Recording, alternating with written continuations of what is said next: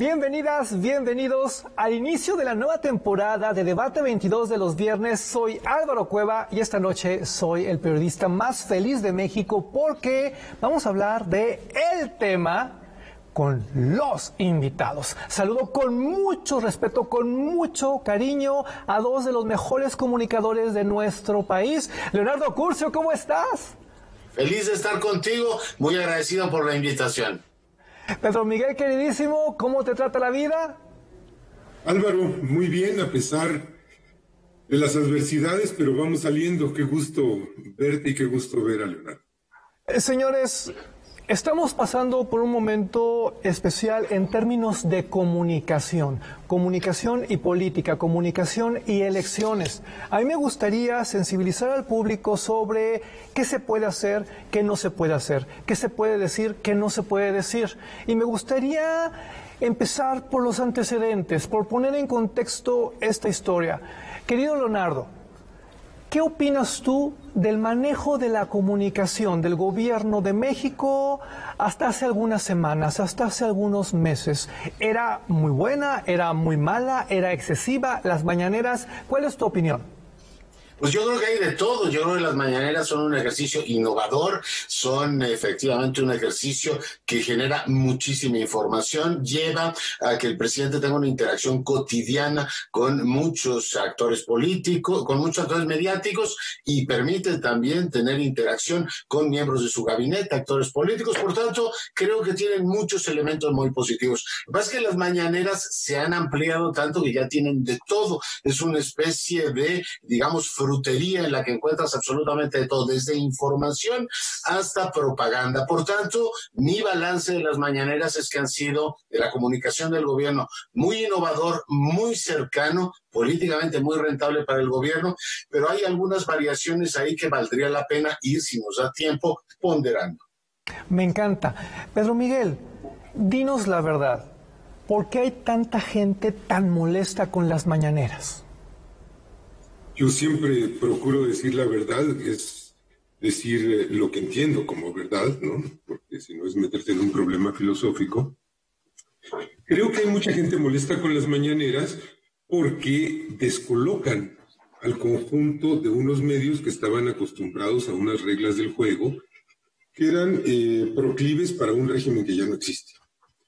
Y que además le da voz a una serie de sectores que ese conjunto mediático de opinadores, etcétera, se esforzaba por invisibilizar, que es la prole, la plebe, los nacos, el pueblo, la raza, y pues todos estos sectores hoy tienen una cabida. No es que se haya excluido a los otros van cuando quieren. Denise Dresser va cuando quiere a la mañanera y si López Dóriga quisiera ir a la mañanera podría ir, pero sienten que su espacio sagrado ha sido profanado por el pueblo vil. Ese es el problema central. Es un problema de clase. Leonardo, las mañaneras son un ejercicio de comunicación social, de rendición de cuentas, de propaganda. ¿Qué son exactamente? Porque como que no tenemos muchos referentes. Pues son todo eso. O sea, en primer lugar, pues yo reconozco que tienes un presidente que está en contacto directo con el país. Yo no creo que haga falta que los grandes periodistas vayan a las mañaneras y tenemos una transmisión directa del presidente. Además, los medios públicos la transmiten completa y tienes pues lo que el presidente tiene que decir o el gobierno tiene que decir. Ocurre, los reporteros que cubren la fuente lo hacen. Hay algunos que no sé si sean pueblo llano cuando hablan de Lord Molécula o de todos estos, digamos, periodistas que han cumplido una función como de comparsas en la mañanera. A mí no se me olvida, yo que tengo tal admiración por el presidente como el gran, digamos, aperturista del sistema político de este país, que ahora tenga un grupo de periodistas afines que le estén preguntando ahí ciertas cosas, no deja de llamarme la atención. Pero a ver, las mañaneras tienen el componente informativo, tienen el componente de cercanía del presidente que nos permite, todos estos días que no ha estado, lo hemos extrañado, pero también tienen un componente adoctrinador, previsible y profundamente repetitivo. O sea, el presidente de pronto habla 35 minutos de un tema que dice, sospecho que ya lo ha dicho. A los medios nos ha repetido 20 veces que le encantaría que en vez de tener algunos de los periodistas actuales, todos fuésemos Zarco, pero ay de mí, no existen tantos Zarcos como él pretendería. Pero bueno, el estribillo lo repite mucho y bueno, hay un punto en el cual yo creo que se debe fijar también mucho la comunidad. ¿Generan conversación que mejore este país o generan polarización? Creo que las mañaneras dan las dos cosas. Y en última instancia, pues está el conteo de las imprecisiones del presidente. Estamos hablando de más de 42,000 imprecisiones o compromisos no cumplidos.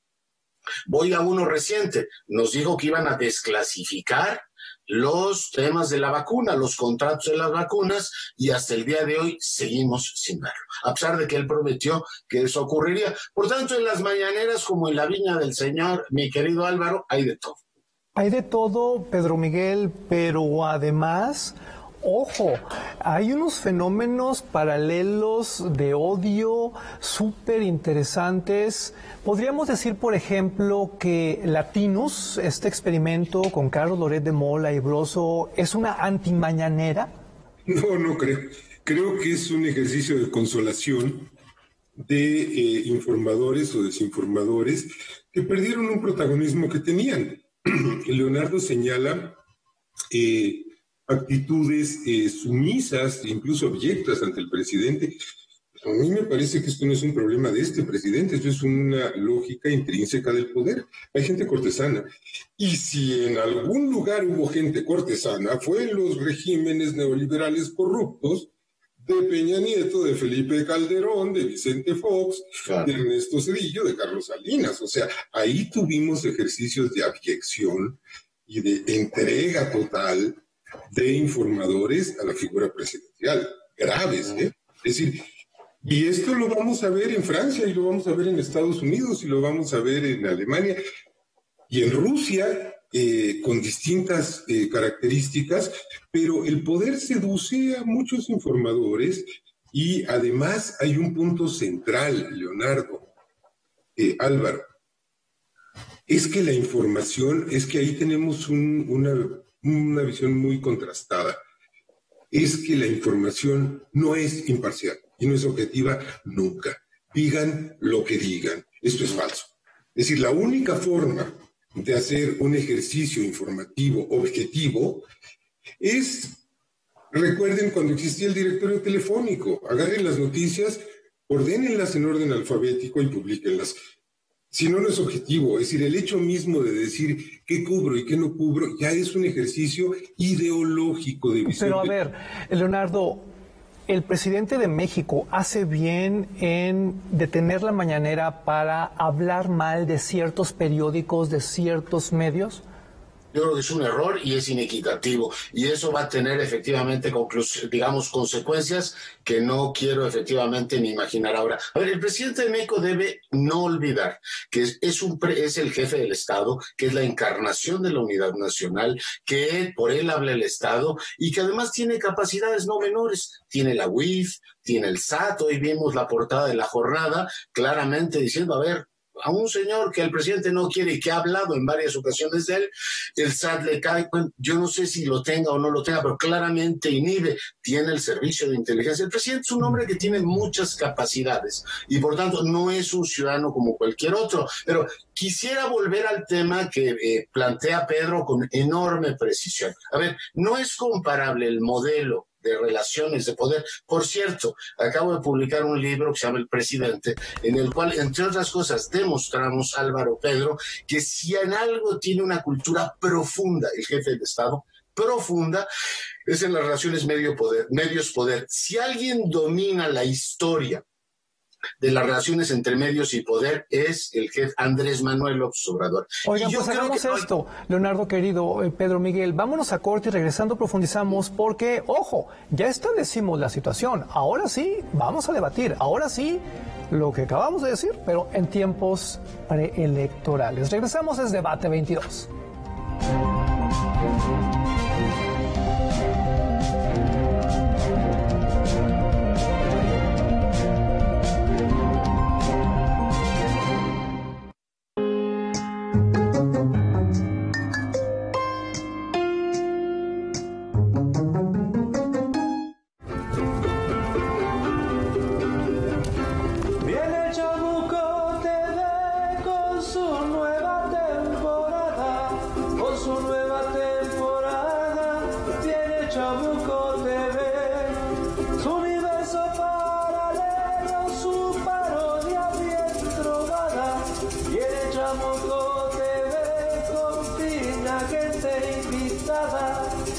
de Chamuco TV, no se lo pierda por nada. El Chamuco TV por Canal 22. No pudiste ir a ver a tu familia, pero igual te mantuviste cerca. No pudiste ir a la escuela, pero igual seguiste enseñando. La contingencia sanitaria nos ha limitado, pero el INE quiere asegurarse que tu opinión cuente. Por eso, si tu INE venció en 2019 o 2020, igual te servirá para votar y como medio de identificación hasta el 6 de junio de 2021. En 2021, el voto sale y vale. Contamos todas, contamos todos. INE. El Tribunal Electoral del Poder Judicial de la Federación protege mi voto. Tribunal Electoral. Puedo participar en política, o sea, puedo votar y ser votada. Tribunal Electoral. Tribunal Electoral. Protege los derechos políticos de las mujeres y evita la violencia política. Tribunal Electoral. Protege los derechos políticos LGTBIQ. Tribunal Electoral. Electoral del Poder Judicial de la Federación. Jóvenes sin perspectivas de futuro. Impuestos altísimos y sin beneficios para la gente. Tenemos el talento y el ingenio, pero falta voluntad política. Cambiar el chip es creer en la economía creativa y sostenible. Si no cambiamos la forma de pensar y de hacer las cosas, no esperemos resultados diferentes. Es posible vivir mejor. Sí hay de otra. PAN, Acción por la Ciudad de México.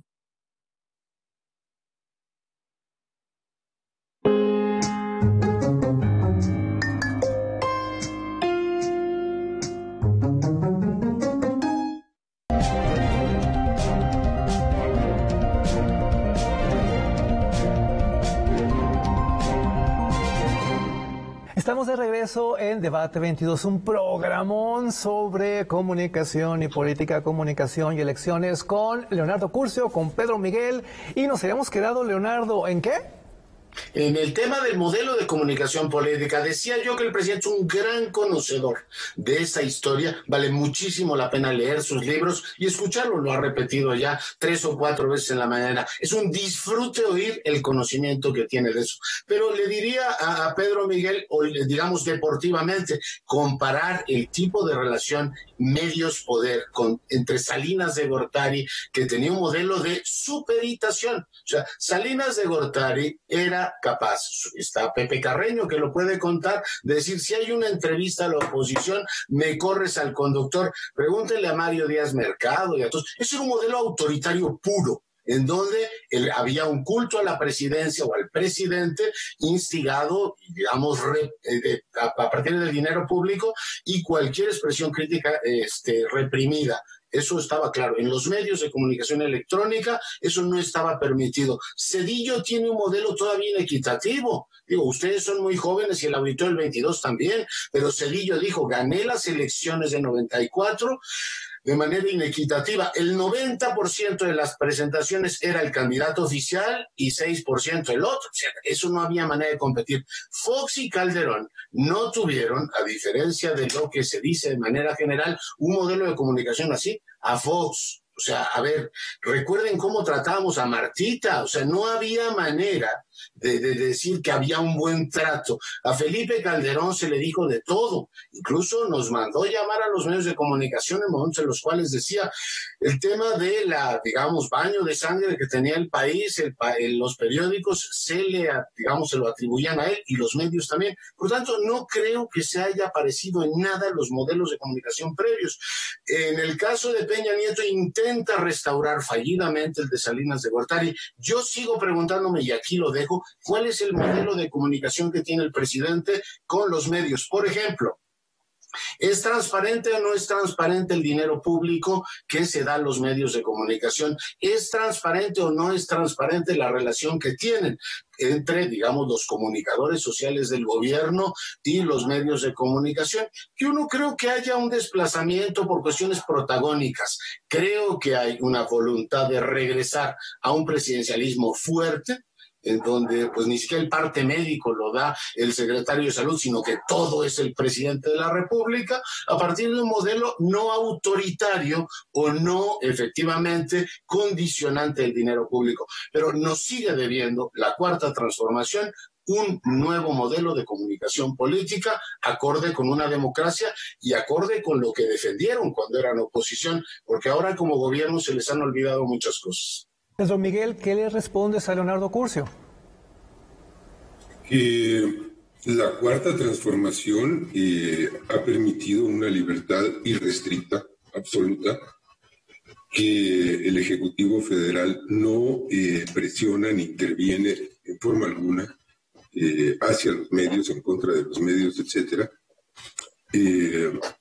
que el presidente se pone en exhibición todos los días y se somete a un escrutinio público todas las mañanas, porque, a ver, hay periodistas que le son afines, hay ejercicios que son tremendos de adhesión improcedente, por decirlo de manera suave, pero también hay muchas voces críticas en las mañaneras y el presidente se somete a esas voces críticas y responde. Ahora, no nos gusta lo que responde, bueno, pero Álvaro, Leonardo, esto es un asunto de posturas políticas, pero de que responde todos los cuestionamientos. Esto por un lado. Por otro lado, retomo lo que decía Leonardo, este breve repaso histórico, muy atinado, muy preciso, simplemente para decir, sí, las diferencias son enormes. Yo usé esto para hablar de cómo había adhesiones al poder en todas las épocas, pero quiero recordar algo.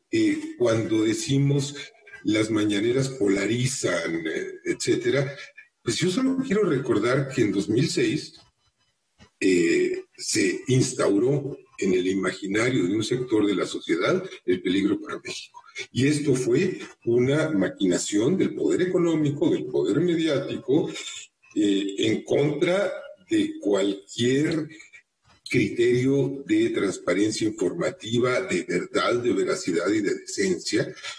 Y esto sigue con la Operación Berlín a cargo de Enrique Krause, con la pena en 2018, Es decir, hay un aparato que se ha encargado de polarizar al país desde 2006 o desde antes, si recordamos los videoescándalos, que son una conspiración y son una conjura. En efecto lo fueron, como después lo reconocieron varios de los protagonistas. Entonces, me parece que la mañanera no polariza. La polarización está sembrada desde 2006 y intoxicó de manera posiblemente irremediable a un 20-25% de la ciudadanía mexicana, que va a seguir pensando hasta que se muera que AMLO es un peligro para México. Usted en casa, ¿qué piensa de lo que están diciendo nuestros invitados? ¿Está de acuerdo con ellos? ¿Sí? ¿No? ¿Por qué? Ahora, es 2021, es un año muy especial, un año electoral. Leonardo, ¿las mañaneras representan una amenaza para el proceso democrático, para que la gente pueda votar libremente?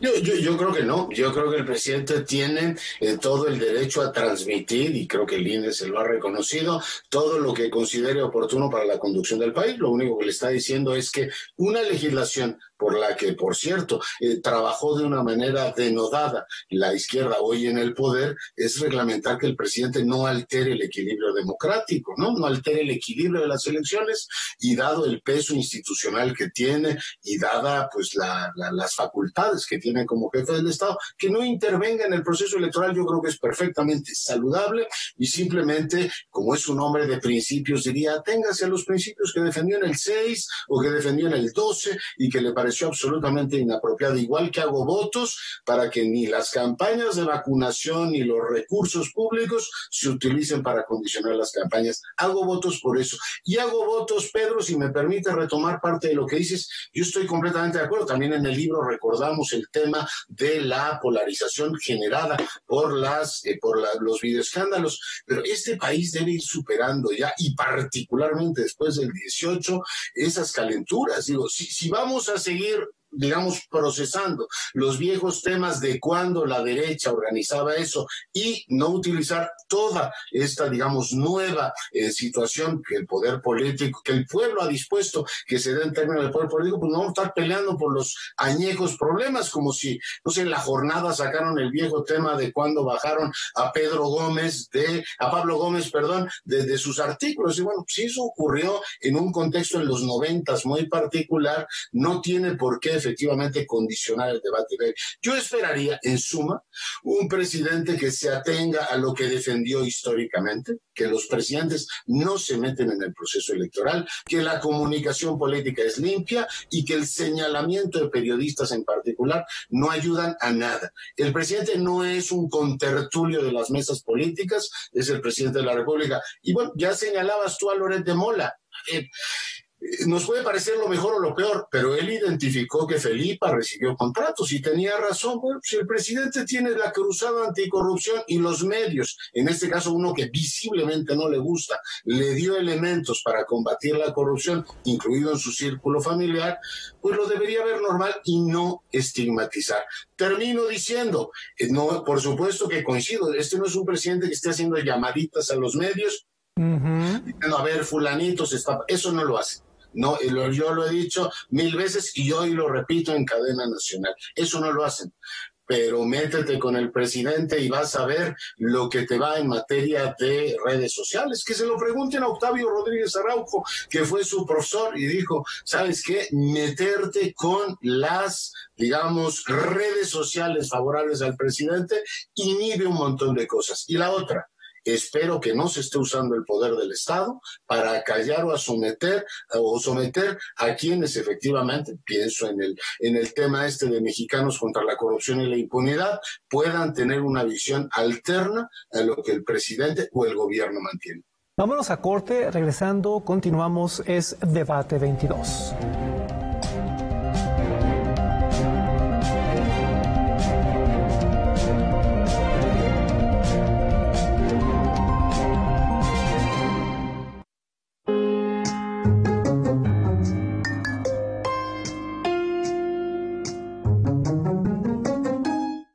El 2020 fue el año del cambio, pero no del que esperábamos.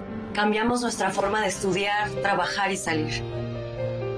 Cambiamos para sobrevivir, para salir adelante.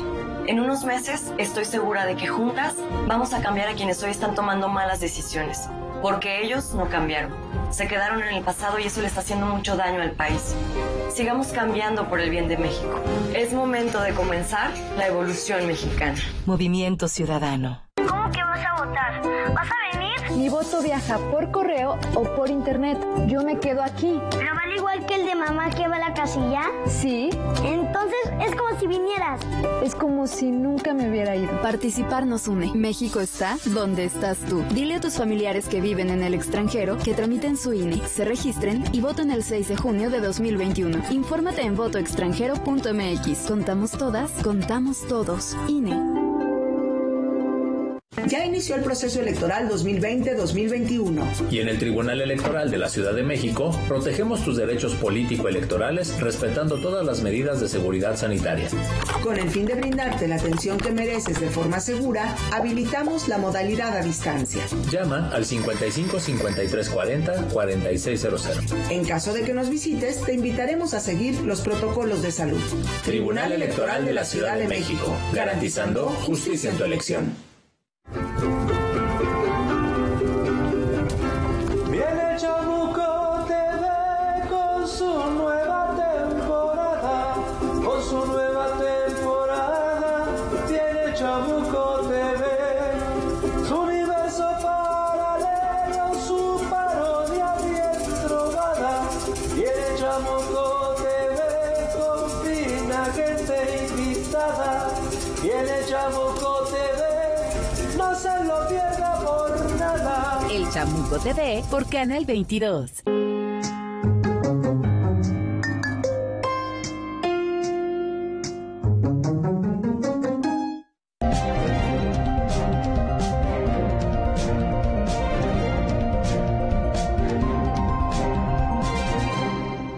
Llegamos al último bloque de Debate 22. Esto está buenísimo. Pedro Miguel, ¿qué le respondes a Leonardo Curcio? Lo que estaba diciendo es fundamental.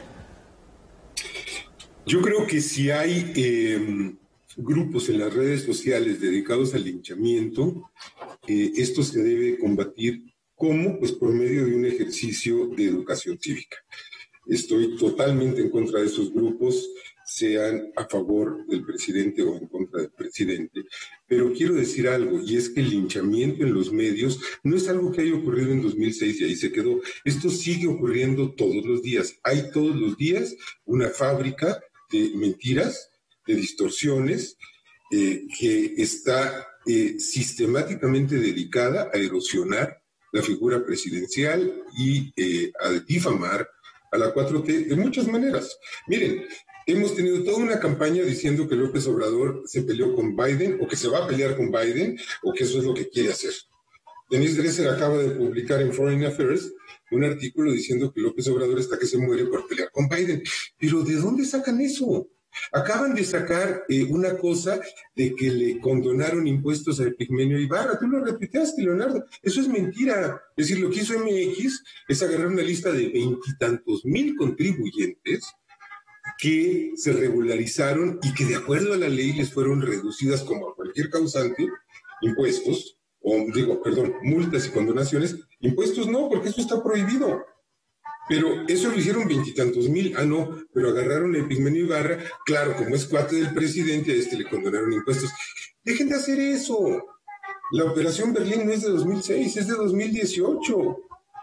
Yo creo que estoy en contra de los linchadores, los amlovers, que se dedican a brincarle encima a la gente. Me parece deleznable y creo que se tiene que combatir con educación política, y creo que del lado de la derecha, que reconozca la derecha ser la derecha, pues que eviten hacer estas cosas y que sobre todo que entiendan algo, y es que en 2018 se expresó una voluntad popular rotundamente mayoritaria. Sostengo que en 2018 también hubo fraude electoral y que la votación por Andrés Manuel fue mayor, que el cochinero que permitió el INE de Lorenzo Córdoba fue brutal.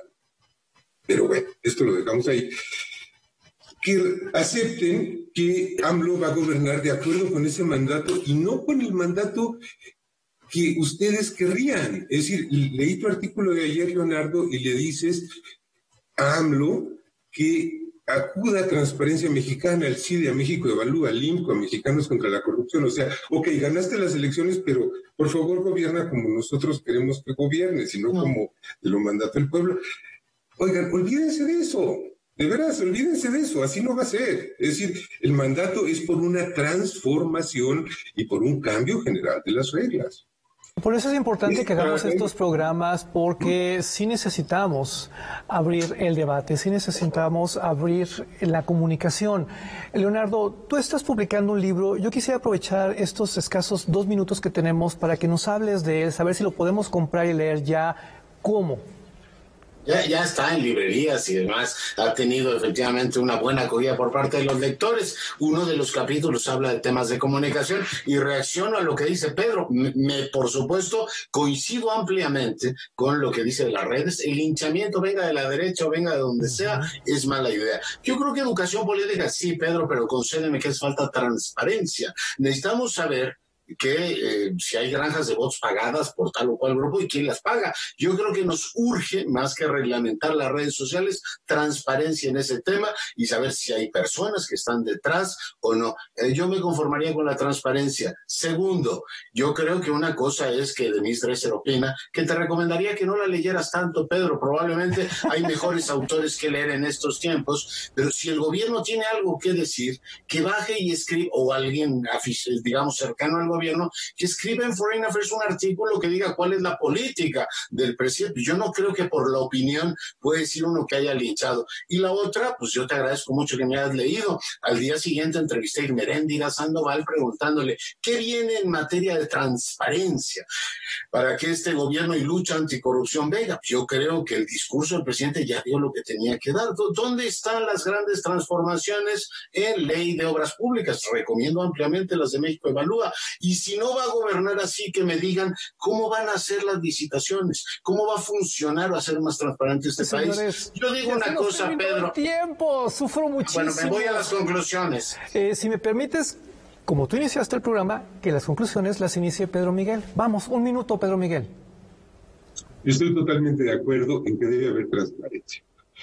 El gobierno ha transparentado su gasto en publicidad y ha transparentado un dato. El gobierno federal no paga redes de bots ni paga granjas de servidores. Esto no existe. A ver, existen instancias, yo pienso sobre todo en instancias que son mercantiles, que buscan vivir del tráfico y que se disfrazan de seguidores de AMLO. Creo que por ahí va un poco la historia. Habría que investigarla, y esto nos corresponde, para afiliar a un montón de gente, mucha de buena fe, mucha despistada, alguna de mala fe, etcétera, y tener estructuras. Creo que por ahí va. Yo no niego que existan esas cosas. Pedro Miguel, por ahí, te agradecemos muchísimo esto. Discúlpenos, se nos termina el tiempo. Un placer, un honor. Leonardo Curcio, un minuto, tus conclusiones. Pues para mí el presidente es un gigante político y un gigante político no debe estar perdiendo el tiempo en infiernillos. Debe pensar que debe legar en materia de anticorrupción y modelo de comunicación política algo que el próximo presidente pueda usar para beneficio del pueblo. Cuando uno tiene tanto poder como López Obrador, debe pensar, darse todo al ejemplo y pensar en el legado y crear instituciones de las cuales puede estar orgulloso él y no solo pensar en su gobierno. Álvaro, muchísimas gracias por invitarme. Un placer, un honor. Pedro, un abrazo. Comunicación. Abrazos para ustedes. Política, elecciones. Hasta la próxima. Muchas gracias.